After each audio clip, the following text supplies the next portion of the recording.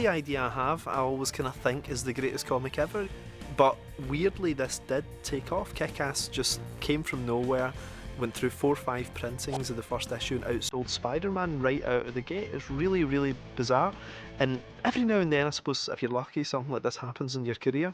And for me, that was just that big breakout project, that character that people seem to really like. Originally, he just called me and said, I want to work with you on a Create Your Own project, but it was a different version of the final version. It was solely Big Daddy and Hit Girl. And then it morphed into adding Kick-Ass to it.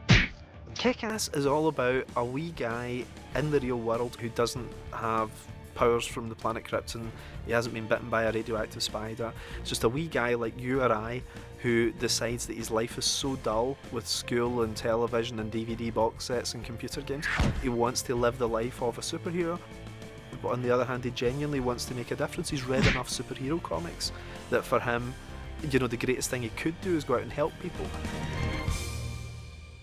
It's my love letter to superhero comics, and I've taken little parts of my own life and lives of friends and so on and shoved it all in there to make the character as real as possible. But I think he's a superhero that people can identify with. Kick-Ass is more in the vein of something I would read myself. You know, it had this silliness, but I also thought it was him kind of speaking a little bit about society in some ways. When Dave and his friends are talking about, like, why are people not trying to do good? You know, even though it's set up this farcical nature, there's actually some point to it. It is quite odd that superheroes have been around for over 70 years now, and no one has really tried this yet. I've always had the feeling that all it would take is one person to put on a mask and go out and try and become a superhero, and then it would open the floodgates. For me, it all started when I was about 15. And my friend Paul and I, who I dedicated the comic to, we genuinely had a plan to become superheroes. When we were 15, seriously, it was a career option for us. You could either be a teacher, you could be a doctor, a lawyer. We thought, no, we want to be superheroes. And we drew costumes for ourselves. It's pathetic saying this out loud, you know, but we were going to the gym every day and all this kind of thing, doing push-ups. We joined a karate class, and we were going to patrol the area, you know, and take on organised crime. Now, bear in mind, I grew up in a small town in the west of Scotland, right? So there's no Martin Scorsese style stuff or anything like that going on there. You know, at worst, you've got a few drunks hanging about, you know. But our plan was to go out and just kick some ass. And, you know, we're both like 5'8", couldn't fight our way out of a paper bag. We would have been killed instantly, you know, so thank God it never happened. We decided just to get fat instead and stop exercising and just, you know, read comics instead of going off and doing this, you know. But for real, this absolutely was an autobiographical thing for me.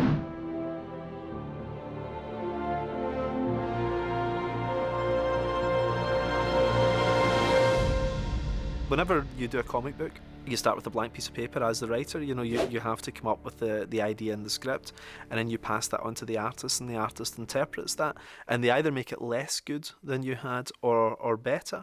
Mark asked for certain things that allowed me to do what I wanted. He said, ultimately, this is your visual. This is what I want editorially. Knock yourself out. And Johnny is literally the best guy in the business, and he's one of those guys that all the other artists really admire. He's cowering as she's shooting everybody in the room, and the shells will be hitting the floor at his head. Well, he's on the floor, afraid to lift his head so he won't get shot. So I already laid out really loosely the figure on the floor. Once I do that, then I'll lighten it up a little bit.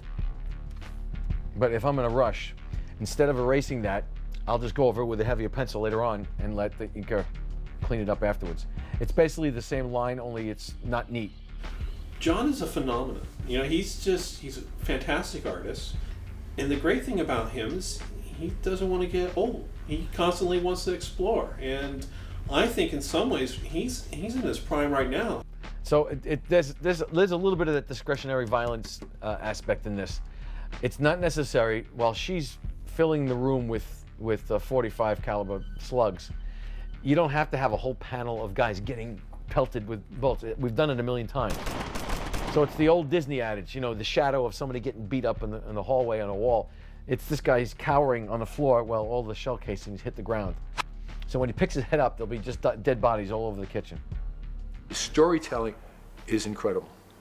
I had worked on a Hulk series with John, and it ran 5 or 6 issues. And over Christmas, they ran all the books in December without balloons. And then he ran the script in the back.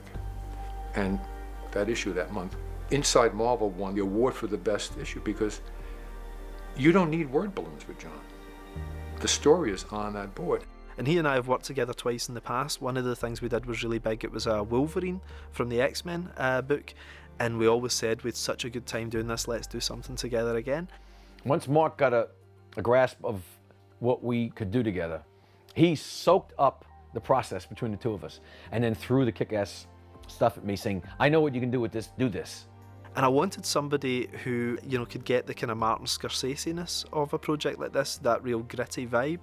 And because Johnny's Italian, he's obviously somehow got organised crime connections, I'm sure. So it felt like a world he'd be comfortable in, The city itself is a character. It's important that I imbued that in this, and he left that up to me.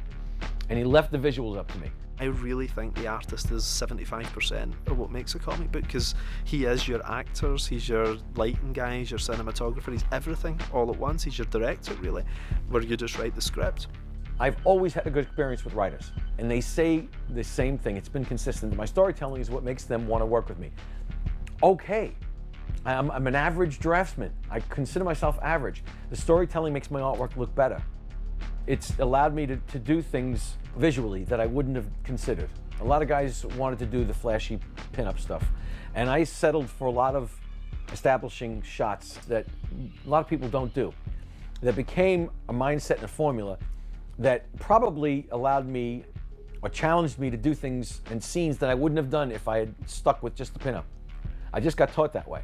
And I'm consistently getting that one compliment. Listen, your artwork is okay, but I really love the way you tell a story and the way I can see what's going on. We have such a comfortable approach to working that we don't need to check on each other very often. Johnny and I have known each other now for quite a long time, and I just know it'll be fine. I don't need to kind of approve anything as such, if you could say that with your co-creator, I just write the script and I trust Johnny 100%, and when it comes back, the artwork, I know it's going to be spectacular looking. I'm within 9 pages of finishing the first arc of Kick-Ass, and I'm really excited and sad because I love this story so much, and I've got to be honest, it's probably because there's a movie attached to it.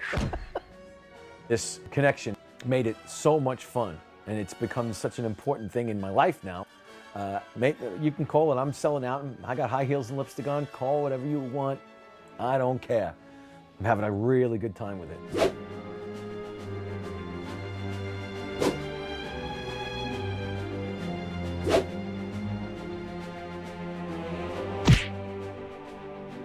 In terms of designs and so on for Kick-Ass, my only specification was it had to be something that you could sort of buy on eBay.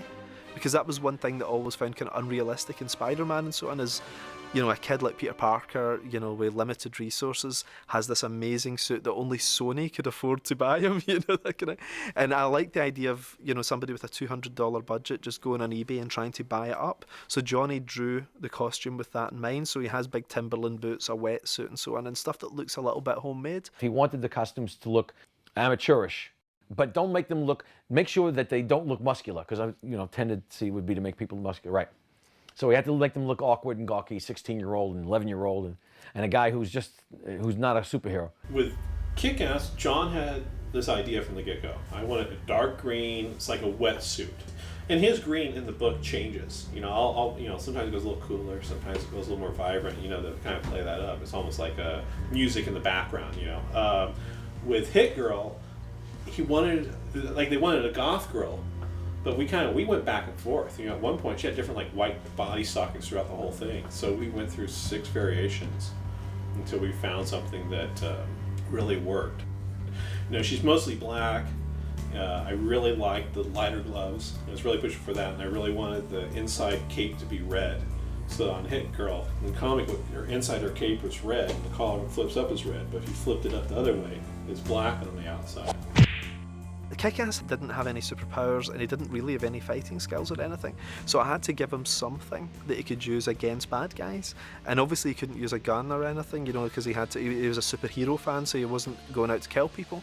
But big sticks just seemed like the logical one, and just the idea of 2 iron bars just seemed like a perfect weapon for him. And it's not sophisticated, they can't do anything special, you just hit people over the head with them and hopefully not kill them. And that was it. It was as unsophisticated as that. Again, again, it comes from this sort of plan that I had when I was about 15. That was our idea. My friend and I were going to have one stick each, you know, for beating people with. If thank God this never happened. Yes, this would be conducted from prison right now, probably. This interview. You know? The difference between a superhero bopping somebody on the head with a stick and Hit Girl cleaving this guy's head is very slight. It's a slight difference. Just this. But it's the same choreography leading up to that point. The only thing I had to come up with was different ways of killing people. You know, that one scene where she comes in and she takes off the top of the guy's head like a soft-boiled egg? You go, holy shit. I mean, it was bad enough. I think it was easy enough in the line drawing. But when Dean got done, it was over the top. I laugh at the amount of blood and just keep on doing more red. I think the challenge is like, how do you make the blood separate? It's red upon red. And it worked out so well because you don't have to hide anything. You know, and the blood comes spurting out. It's a perfect reaction. When somebody shoots somebody, instead of, well, you know, you don't know where it hits, well, the bullet goes flying through and you get guts coming out the other end. And somebody gets punched. In the movies, you see nothing. Somebody, you get a broken jaw. That's the big thing, you know, like in a superhero comic, if somebody gets punched, they generally still look pretty handsome at the end of the issue. And I've only been punched twice in my life, right?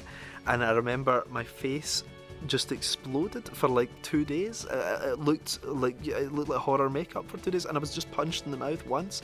And I remember just thinking, it'd be pretty cool to do a superhero comic sometime where if somebody got punched or kicked, they end up in hospital. If they get a bone broken, they have to go through physiotherapy and so on, you know. So I like the idea of just bringing that attitude to superhero comics because nobody had ever done that before.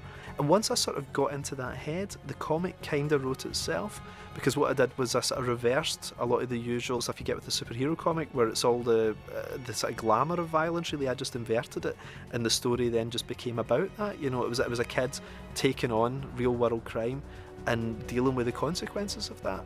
And I was a little bit of a hypocrite because I said, well, I'll never do that. Oh, I can't do nudity. I'm never going to do nudity. You know, I don't get any jollies out of cutting people in half.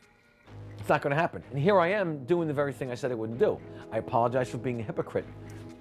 I didn't know that the adult content would apply to my formula of storytelling as well as it did, that I became comfortable doing it and got a little bit of an evil grin while I was doing it. This is a lot of fun.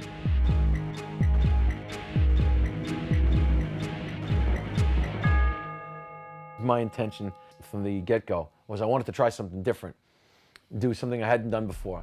And all I wanted to do was a lot of linear work and a lot of line work to supplement the external lines. Because Dean is such a brilliant colorist, I just told Tom no blacks. And let's give it an open feel. In any type of dark scene, we'll do some line work and we'll let Dean knock himself out. And Tom, who's a brilliant brush man and artist and everything, he says, but I'm just tracing. No, you're doing a lot more than that. His stuff is amazing. No black? Wow.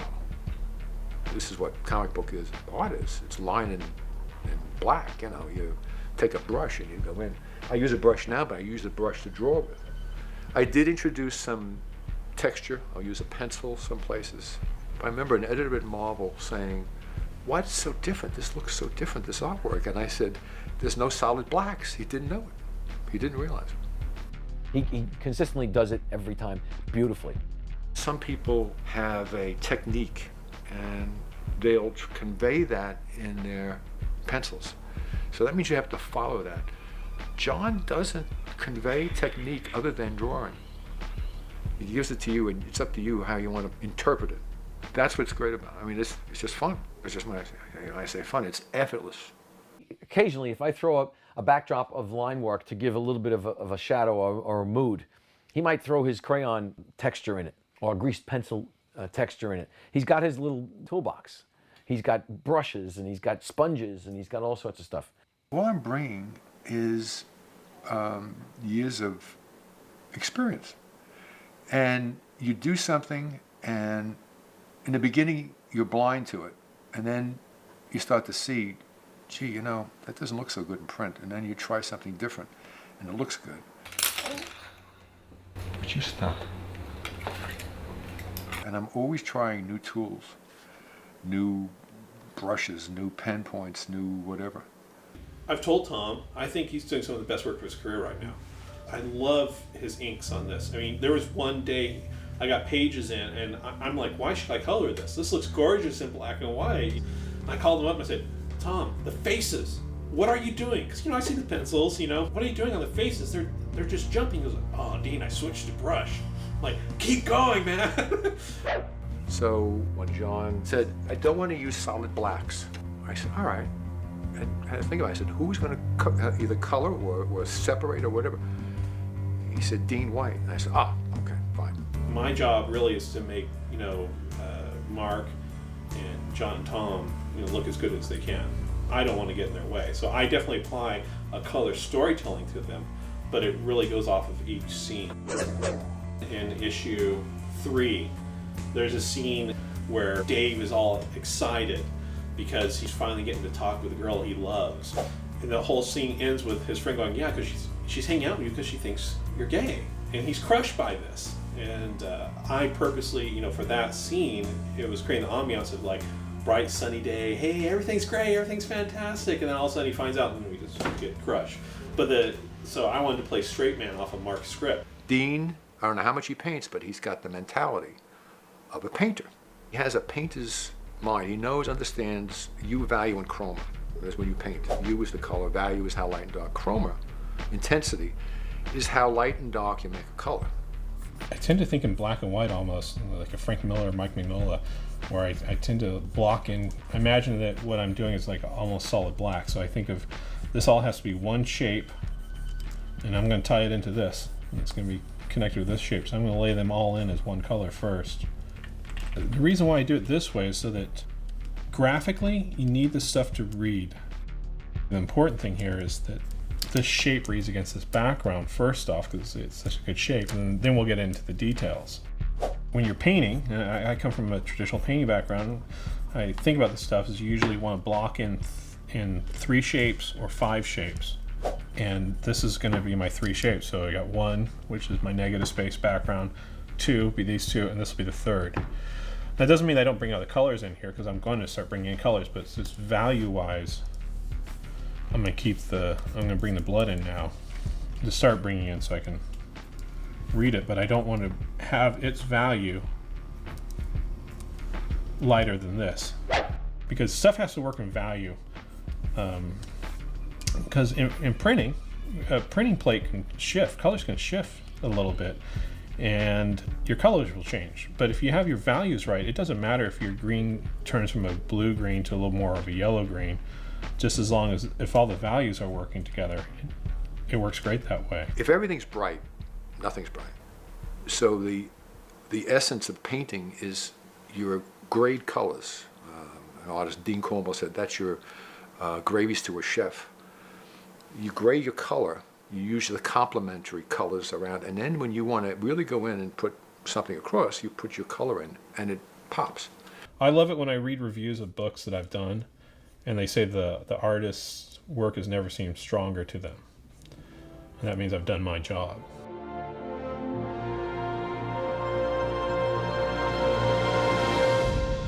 Every time you write a story, you pull little parts of yourself out. But when I look at Kick-Ass, there's stuff from my teenage years, but there's also stuff from me as a dad. Every character in some level is me. It's autobiographical, except much cooler than my life,